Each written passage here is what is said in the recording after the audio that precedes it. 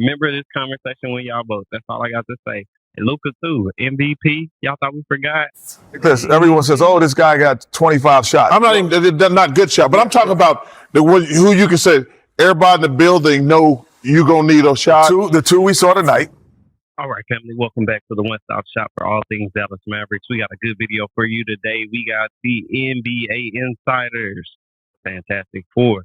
They're going to be giving some hot takes about the Dallas Mavericks after the win over the Timberwolves. Make sure you're tapped in so you can be back in.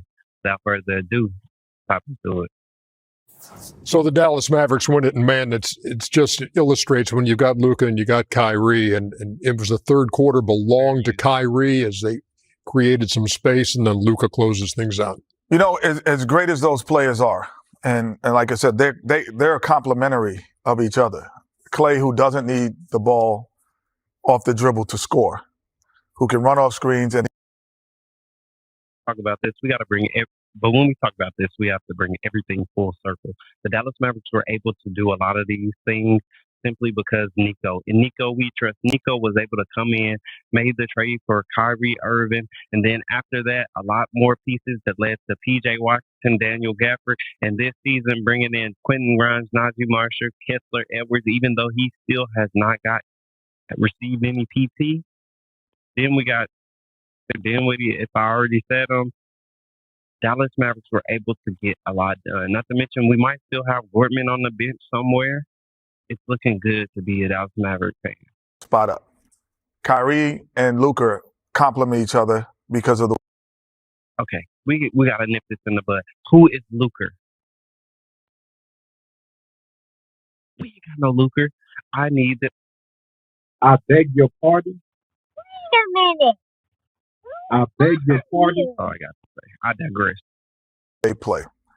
But Gafford and Lively separates them because their ability to finish at such a high level when they roll to the basket, makes the roll, you have to guard it. So when those guys set a pick and roll, if you don't, they dunk everything. So, okay, so they're 8 for 10 from the field, those two guys. So they're shooting 80%. Those. A lot of people are acting this season don't realize what Daniel Gafford and Derek Lively are capable of doing. They did the same thing last year.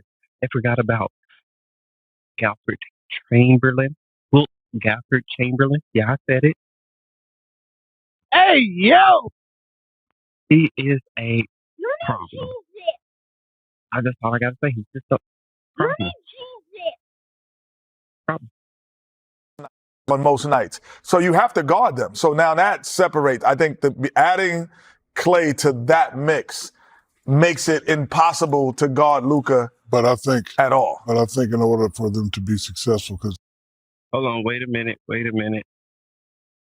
Hell, Shaq, saying Angel Reese can't just be diving in up in here. You know what I'm talking about? You gotta come in easy, bro. but we were there a lot of times in the playoffs.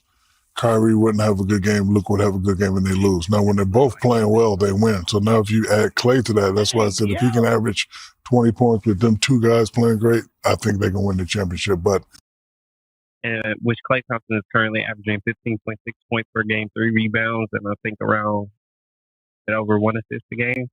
So not nothing too excited about, but he's definitely trending in the right direction. Something that he's definitely capable of doing. Splash, bro. that's the key right there. Both those guys have to play well. And tonight they win with Klay scoring just 7 on 2 of 7 shooting. All NBA players are good players. There's a few guys who are superstars. Then there's some all-stars.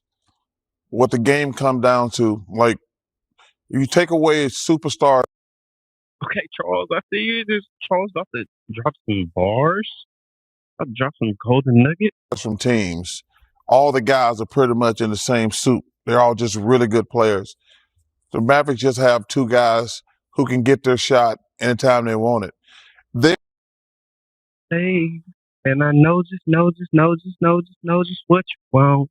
Poetic, just put it in the song. All right. Hey, yo! Hey, man, let's have it.